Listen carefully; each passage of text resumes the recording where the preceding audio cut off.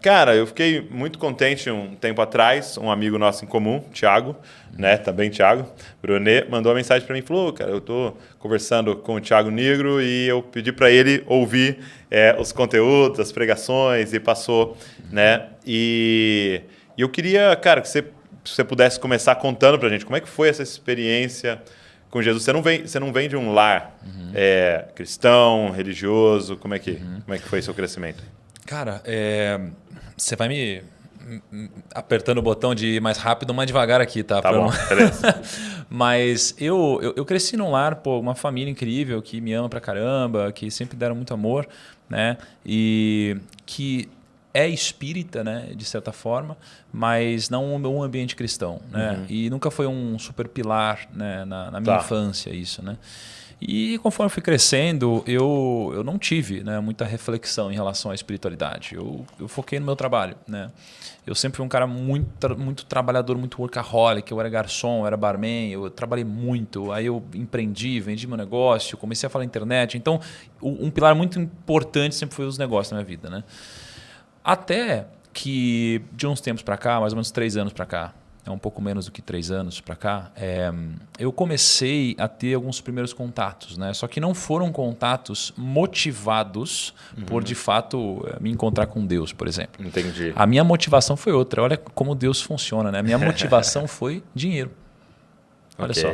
Né? Que então, é o seu assunto. É o meu assunto, né? Só que, só para já deixar claro, o dinheiro não necessariamente é uma coisa ruim. As pessoas podem tratar isso como uma coisa ruim ou como uma coisa boa que vai ajudar outras pessoas. Quantas doações eu fiz, quantos projetos eu não tirei do papel e ajudei pessoas, inclusive instituições religiosas, né? Então, o dinheiro permite tudo isso. Então, no meu caso, olha que interessante. Meu primeiro contato foi lendo Provérbios, né? Porque um grande amigo em comum nosso, o Brunet, que aliás a gente se encontrou numa situação inusitada. Conta um pouco dessa situação, porque eu vi você compartilhando, eu achei incrível assim, a forma que Deus vai conduzindo as coisas. Né? Deus é incrível assim, como acontecem as coisas. Mas eu e a Camila, né, a gente foi convidado para ir num casamento da irmã de um amigo nosso. Então, esse amigo era um grande amigo, essa pessoa ela se tornou depois uma grande amiga, a gente tinha algum contato, mas nosso relacionamento era com esse nosso amigo. Tá. Né? A gente foi convidado para ir no casamento dela, em Portugal. E aí a gente voou para Portugal. Quando chegou lá, o nosso amigo não tinha ido. No casamento da irmã. No casamento da irmã. Né? Assim, deram alguns problemas e como Deus funciona, tudo depois você percebe que você vai ligando os pontos. A gente chegou lá, passou uma semana, né, com uma família incrível, mas que a gente não tinha tanto contato antes. E aí eu percebi 2 anos e meio depois porque esse casamento aconteceu. Né? Nesse casamento eu recebi uma mensagem do Thiago Brunet. E ele também, por algum motivo, estava em Portugal, estava em Algarve, no mesmo lugar que eu estava. Não era nem Lisboa, né? Não era nem Lisboa, cara. Um lugar óbvio, né? Assim, de estar em Portugal, vamos dizer assim. Exato, era um lugar pequenininho, cara. Em Algarve, assim, distante. A gente se encontrou em Algarve, né? Ele me visitou no hotel. E eu lembro que lá eu dei uma mentoria de negócio para ele. E ele me deu uma mentoria, né? Até então, sobre Bíblia. Okay. Só que Bíblia era algo, para mim, muito difícil de digerir. Eu era aquele tipo de pessoa que eu nunca leria uma Bíblia. Né? Por quê? Porque, para mim, falar Bíblia já vinha com uma carga da minha vida inteira. Né? Talvez de formas erradas que tenham sido apresentadas a mim, esse tema. Né? Então, já vinha uma coisa estranha. E quando ele abordou talvez do único jeito que ele conseguiria entrar no meu coração. Ele disse o seguinte, falou, Thiago, você estuda sobre dinheiro, você trabalha com isso, é finanças, não é? Sabia que uma das palavras mais citadas na Bíblia é dinheiro? Eu falei, você está brincando. Na minha cabeça leiga de que nunca tinha lido a Bíblia, como assim dinheiro? E eu estudo muito os bilionários. Assim, eu estudo muito as pessoas de sucesso para entender por que elas atingiram sucesso. Poxa, eu nos últimos anos devo ter gravado com uns 60, 70 bilionários no Brasil. Assim. Ele falou, sabia que o mais rico de todos eles escreveu vários livros? Esse cara chamado Salomão, e estão na Bíblia? Eu falei, você está de sacanagem. Ele falou, lê Provérbios. Então, meu primeiro contato com isso foi Provérbios. Okay. Né? Então, veja que não foi uma motivação espiritual. Né? Porque a gente, até uma chave importante aqui, a gente não consegue saber quais são exatamente os planos de Deus. Né? Assim, a gente não consegue ligar todos os pontos. Então, eu tinha a minha limitação, comecei a ler a Bíblia, e eu comecei a ver que aqueles provérbios eram muito importantes. Eles faziam muito sentido para a nossa vida. Né? São conselhos muito valiosos. E eu, imediatamente, quando eu comecei a ler Provérbios, Douglas, eu achei isso tão profundo, que eu não conseguia passar do primeiro capítulo. Porque eu olhava para aquilo e falava, cara, eu já li trocentos milhões de livros de mentalidade, de sei lá o quê. E parece que esse capítulo já tem tudo que eu já li na minha vida. Eu relia.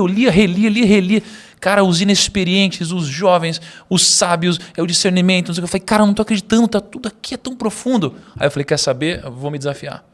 Aí eu tenho uma coisa que eu faço na internet, que geralmente eu faço lives dias consecutivos, de acordo com algum tema. E eu falei, vou lançar agora o Desafio Provérbios.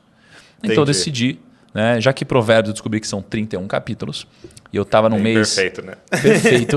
Né? Eu não lembro qual mês que eu estava, mas tinham 31 dias. Eu falei, vou 31 dias seguidos falar sobre isso.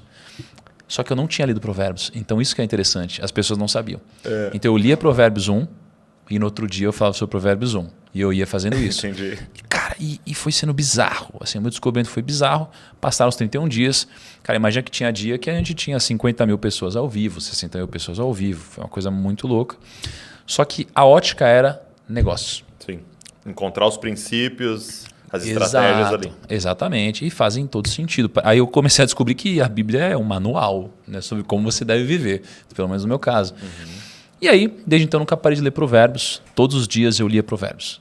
Né? Então, outro mês, dia 1, eu lia Provérbios 1. Dia 2, Provérbios 2. E assim por diante. Tá? Então, virou uma disciplina sua. Virou. E aí, a fama me deu acesso a algumas coisas que eu não tinha antes. Por exemplo, acesso a pessoas. Tá?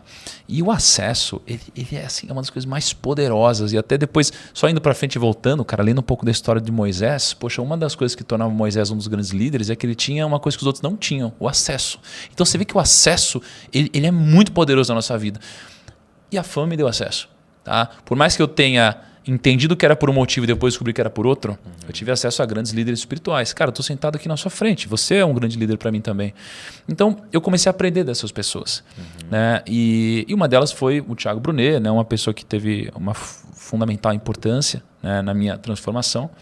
E conversando com ele, cara, ele sempre ia abordando sobre Deus, temas ligados a Deus, respostas das quais eu não tinha ideia de como responder, coisas difíceis, princípios. Eu admirava muito isso, né? Não só ele, mas várias outras pessoas ao redor. Mas um dia na casa dele, ele me fez um desafio. Ele falou, Thiago, e eu descobri depois que ele fez isso, porque ele falou com Deus e falou, Deus, não aguento mais falar com ele sobre esse assunto. Ou você bota Deus no coração dele, eu não tenho mais o que eu fazer, não vai falar com ele sobre o assunto. E aí ele falou o seguinte, falou, Thiago, chega em casa e faz um desafio para Deus. Fala, Deus, se você existe mesmo, me dá um sinal em 7 dias. E eu falei, tá bom. E aí eu cheguei e fiz isso. Né? E de fato foi aí que começou o meu contato oficial, digamos assim. Né? Foi quando eu comecei a ter experiências sobrenaturais das quais eu tinha ciência que de fato eram sobrenaturais. Né? Eu pedi um sinal em 7 dias e veio no 8º, o que foi muito curioso. Né? E quando veio no 8º, né, pensando, refletindo, né, mais para frente, eu descobri que só veio no 8º porque, na verdade, Deus queria me mostrar, né, que ele existia, mas também queria mostrar que as coisas acontecem no tempo dele, não no meu. Que ele é soberano. Exatamente. Mas a minha motivação de fazer essa pergunta para Deus é porque eu estava lendo a Bíblia, né, e eu vi que em algum momento estava escrito algo como e Jesus realizou um milagre, então essa pessoa aqui passou a crer. Eu falei, opa, peraí, eu sou essa pessoa, eu preciso ver para crer. Né? E aí depois de que isso aconteceu, eu vi o quão arrogante eu fui, né, ao fazer esse desafio para Deus, né, mas acho que fez parte do meu processo. Sim, com certeza. Né? E aí, enfim, depois disso, aí 1 bilhão de coisas começaram a acontecer. Né? Cara, que incrível.